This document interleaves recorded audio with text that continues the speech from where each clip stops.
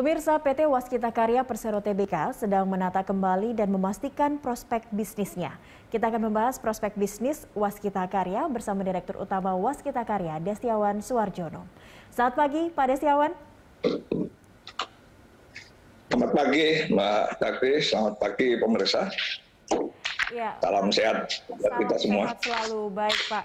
Ini kita karena mengangkat tema prospek bisnis dari Waskita Karya, kita ingin mengetahui seperti apa prospek atau seberapa prospektifnya bisnis Waskita Karya kalau kita melihat kinerja dari mungkin semester 1 kemarin begitu, apa capaian-capaian yang sudah dilakukan atau didapatkan begitu oleh perseroan.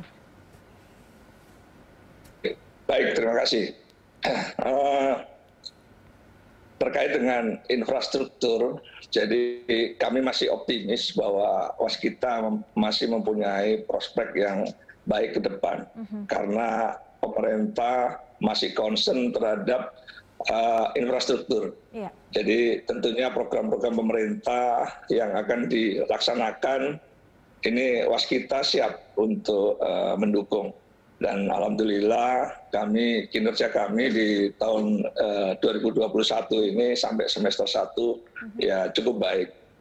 Memang pengaruh yang terbesar di dalam kinerja Waskita ini adalah program divestasi jalan tol.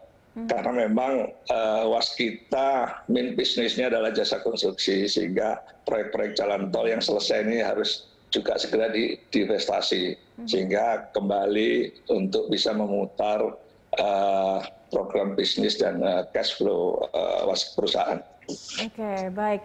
Tapi ini ada rencana juga yang akan dilakukan oleh perseroan. Ini mulai secara perlahan atau pelan-pelan handover begitu untuk proyek-proyek jalan tol, karena ingin mulai bergeser atau menarget di bidang yang lain seperti air, perkereta apian ataupun bandara. Ini seperti apa roadmap yang sudah dijalankan begitu, Pak?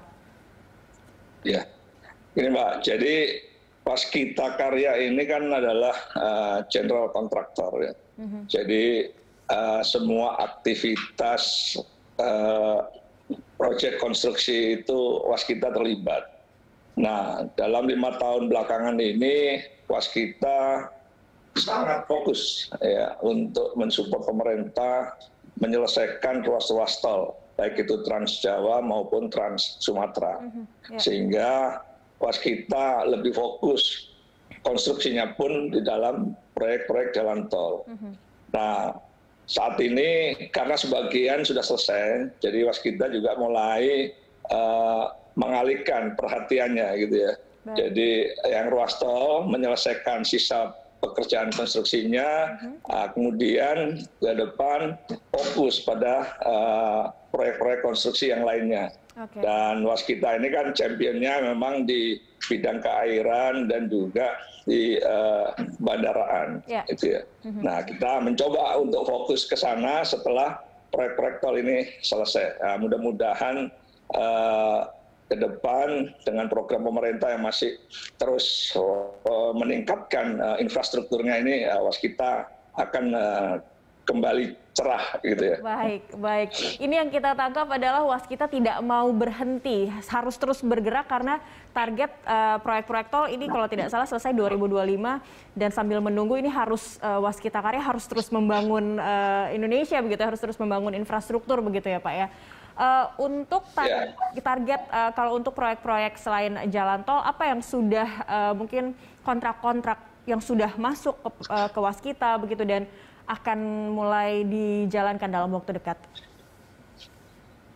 Sampai dengan akhir Agustus, Waskita telah meraih kontrak 50% lebih dari target di tahun 2021. Dan ya kurang lebih separuh dari itu ini adalah proyek-proyek pemerintah. Jadi proyek-proyek KPU-an, ada bendungan, ada juga jalan non tol gitu ya. Nah, kemudian ada proyek-proyek IPAL ya. Jadi proyek-proyek yang cipta karyaan, ada juga perumahan gitu ya. Jadi cukup beragam, tapi masih dalam area KPU-an. Dan ini yang Terus ke depan karena pemerintah juga PUPR juga programnya masih banyak, kami juga berupaya untuk bisa meningkatkan perolehan kontrak baru dari proyek-proyek KPU-an, khususnya PUPR. Ya. Oke, baik. Ini artinya semakin melebarkan sektor begitu ya Pak ya. Tadi kalau Anda katakan ada perumahan juga ada begitu, dan masih banyak lagi yang bisa dilebarkan oleh Waskita untuk proyek selanjutnya. Baik, Pak Destiawan, kita akan jeda terlebih dahulu. Kita akan bahas seperti apa kinerja ataupun prospek dari saham Waskita Karya sesaat lagi usai jeda. Pemirsa tetaplah bersama kami, Dialog Corporate Action akan kembali usai jeda.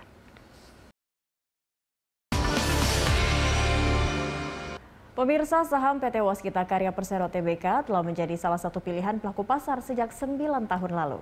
Rekan saya Rolando Sambuaga akan menyampaikan berbagai informasinya untuk Anda. Ando silakan. Ya baik Cakri dan pemirsa, PT Waskita Karya Persero Tbk telah melantai di bursa dan menjadi perusahaan terbuka sejak akhir 2012. Dan kita simak bersama datanya. Ya, PT Waskita Karya Persero Tbk dengan kode emiten WSKT ini mencatatkan saham perdana di Bursa Efek Indonesia waktu itu pada 19 Desember 2012 di papan utama dengan bidang usaha utama yaitu jasa konstruksi, industri, hospitality, dan perdagangan, sektor infrastruktur, dan industri konstruksi bangunan. Dan berikutnya, Cakri dan pemirsa, kita akan lihat seperti apa atau siapa saja pemegang saham dari Waskita Karya atau WSKT ini. Kita lihat dengan berwarna biru, ini sebesar 66,036% atau senilai 8,96 miliar lembar saham. Ini dipegang oleh negara dan sisanya sebesar 33,964% atau 4,61 miliar lembar saham oleh masyarakat. Berikutnya, pemirsa, kita simak bersama seperti apa pergerakan nilai saham Waskita Karya. Pada 2021 Januari, itu berada di level tertinggi ya, dibuka di Rp1.890 per lembar saham, namun kemudian terus merosot. Kita saksikan walaupun sempat rebound di bulan Juni, tanggal 7 Juni yaitu naik jadi 1.085 per lembar saham, namun berada di posisi terendah itu pada 16 Agustus 2021, yaitu dengan nilai Rp730 per lembar saham. Namun kemudian rebound dan kita lihat pada perdagangan kemarin 4 Oktober 2021 berada di level Rp960 per lembar saham. Ya, demikian yang bisa saya sampaikan tentang Waskita Karya Persero Tbk. Kembali ke Anda, Cakri. Baik, terima kasih Anda untuk informasinya. Kembali bersama Direktur Utama Waskita Karya, Bapak Destiawan Suwarjono. Pak Destiawan, kalau melihat tadi pergerakan saham dari WSKT, ini terlepas dari mekanisme pasar begitu ya Pak. Apa yang bisa Anda komentari begitu? Karena kalau kita lihat pergerakannya ini menandakan tadi harapan cerahnya Waskita. Meskipun sempat ada penurunan, tapi terus bisa menanjak naik lagi begitu, ditutup di harga saham kemarin. Bagaimana Pak komentar Anda? Ya, terima kasih Mbak Jakri. Jadi kunci utama Waskita saat ini adalah terkait dengan divestasi ruas-ruas tol yang dimiliki oleh Waskita Karya. Jadi kami memiliki 19 ruas konsesi yang prosesnya hampir bersamaan dalam waktu 5 tahun itu dengan total panjang kurang lebih 1.089 km. Jadi ini proyek yang sangat besar dengan nilai investasi juga yang sangat besar. Jadi ini merupakan kunci bagaimana Waskita bisa menyelesaikan dan melakukan recycling aset itu sehingga bisa mengurangi beban utang Waskita. Ya, kita tahu bahwa utang Waskita ini sangat besar.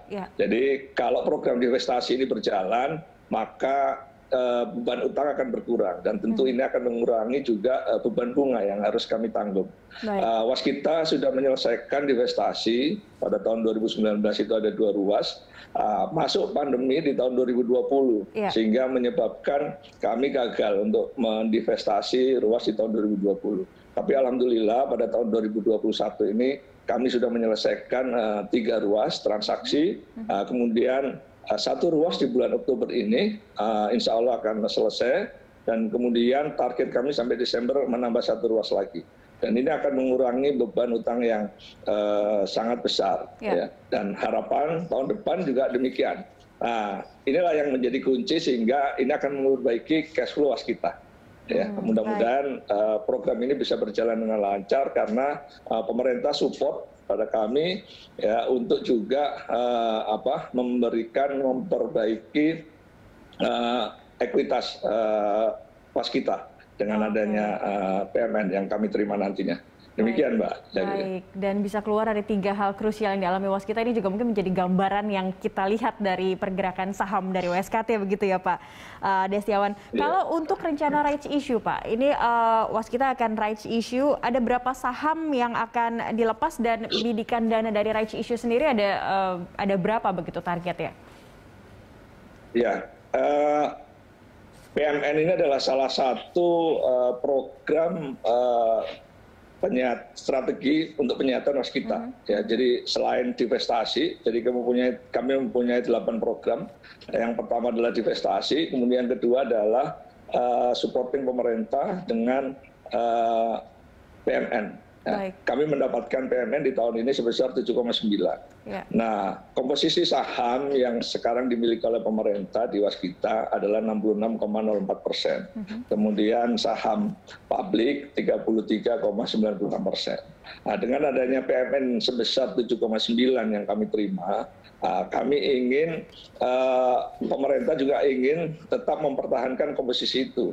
Nah, dengan adanya PMN itu kurang lebih kalau kita lihat dari komposisi sahamnya, kami akan melepas dan ingin mendapatkan nilai sebesar kurang lebih 4 triliun sehingga komposisi itu akan tetap di 66,04 dan 33,96. Nah, ini kunci saham yang nanti akan kami tawarkan dengan nilai sebesar 4 triliun itu yang kami harapkan bisa kami dapatkan. Oke, gitu, Mbak. Baik. Dengan bidikan 4 triliun, target yang akan dilakukan oleh perseroan, ini akan alokasinya atau distribusi dari dana tersebut akan untuk apa saja Pak? Pemanfaatannya nanti?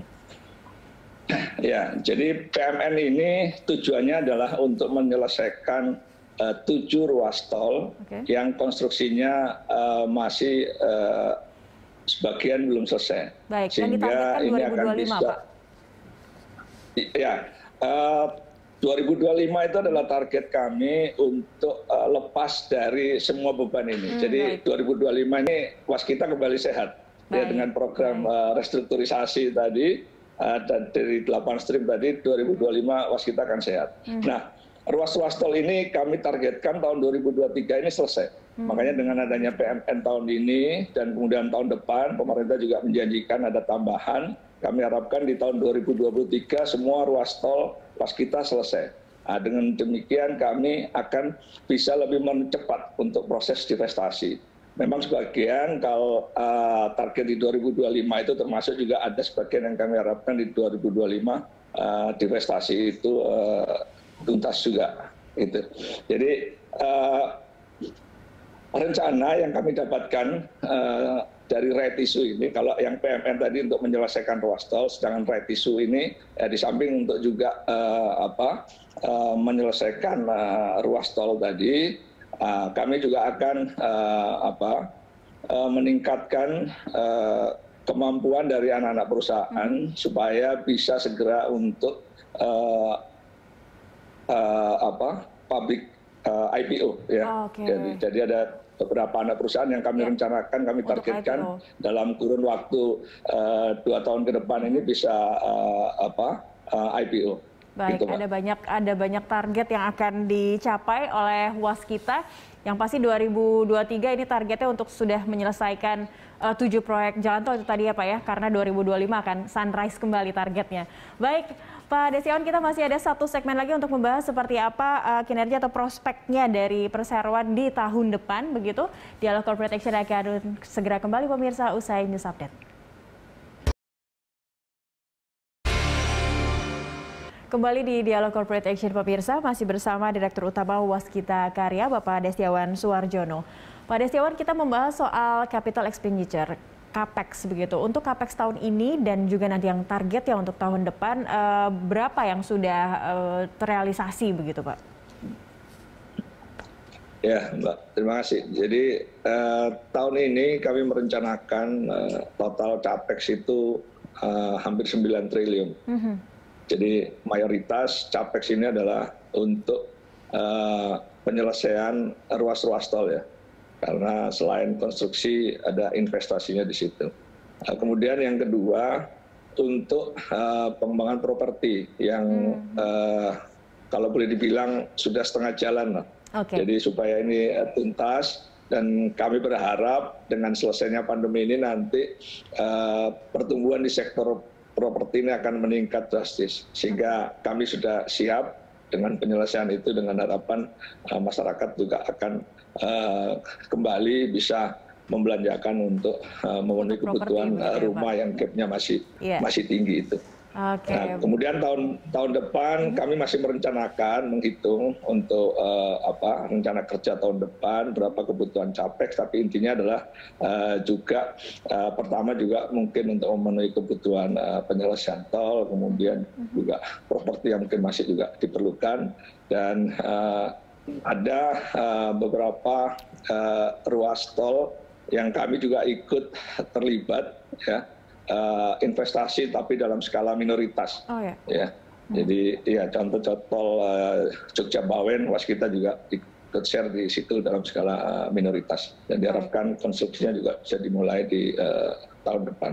Jadi itu gambarannya mengenai investasi, sehingga kami tidak lagi untuk berinvestasi mayoritas di dalam sektor pengembangan jalan tol. Jalan tol, oke. Karena target tadi begitu yang sudah direncanakan begitu ya Pak. Kalau untuk target pendapatan dan laba bersih begitu akan seperti apa Pak? Kita fokus pada tahun ini. Jadi tahun ini kuncinya tadi saya sampaikan adalah di divestasi. Jadi kalau divestasi terpenuhi, kami harapkan kinerja waskita akan menjadi baik, ya. Kemudian cash flow juga dengan baik. Target tahun ini waskita mungkin mengurangi kerugian yang tahun lalu sangat besar ya. Karena beban bunga yang kami tanggung ini juga masih sangat besar. Ya, tapi mudah-mudahan dengan sisa waktu yang 3 bulan ini, ya waskita bisa melakukan speed up, meningkatkan produktivitas, sehingga pendapatan meningkat, dan ini akan juga membantu untuk cash flow dan juga meningkatkan labanya. Ya. Jadi artinya dari laba yang kami targetkan rugi di tahun ini bisa ditekan menjadi lebih kecil lagi. Baik. Terakhir Pak Desyon, singkat saja mungkin bagaimana dari Perseroan dan Anda mewakili Perseroan ini untuk meyakinkan pelaku pasar bahwa Waskita Karya ini masih tetap prospektif begitu, dan untuk saham WSKT sendiri masih bisa menjadi saham unggulan juga yang bisa ditarget pelaku pasar atau investor. Ya, jadi Waskita mempunyai 8 strategi untuk penyihatan kembali, dan 8 strategi ini hampir semuanya sudah terlaksana, tapi sebagian belum tuntas. Ya, contoh yang pertama adalah restrukturisasi perusahaan dengan kreditur sudah kami lakukan dan selesai. Kemudian restrukturisasi perusahaan anak, dari 4 perusahaan anak tinggal 1 yang belum, jadi artinya yang 3 sudah selesai. Kemudian dengan adanya tambahan penyertaan modal negara dari pemerintah tahun ini dan tahun depan, kami melakukan right issue. Kemudian pemerintah juga memberikan penjaminan untuk fasilitas kredit yang baru. Nah, kemudian kemarin penjaminan untuk obligasi refinancing sudah kami lakukan dan kami dapatkan. Jadi ini semua merupakan bagian, termasuk juga di dalamnya ada transformasi bisnis waskita. Kemudian bagaimana waskita juga menerapkan tata kelola yang lebih baik, lebih efisien, di mana kami memiliki direktur risiko, dan kemudian ada komite untuk menentukan pemilihan proyek-proyek yang akan diambil.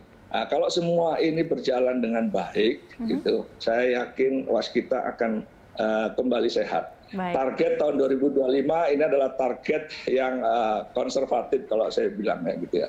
Jadi kami berupaya keras dengan manajemen untuk bisa mempercepat proses ini semua.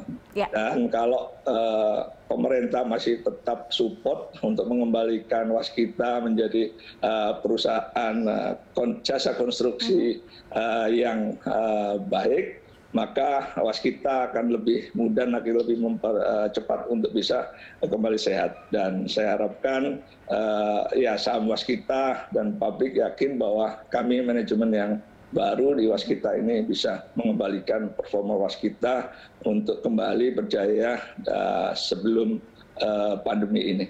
Demikian Mbak, baik. Dan terima kasih atas agar Waskita bisa cerah kembali begitu ya. Dari tadi harapannya optimisme untuk melihat seperti apa prospek dari Waskita Karya ke depan. Baik, terima kasih untuk waktu dan kesempatannya Pak Destiawan Suharjono telah bersama kami di Corporate Action pagi ini. Salam sehat selalu Pak.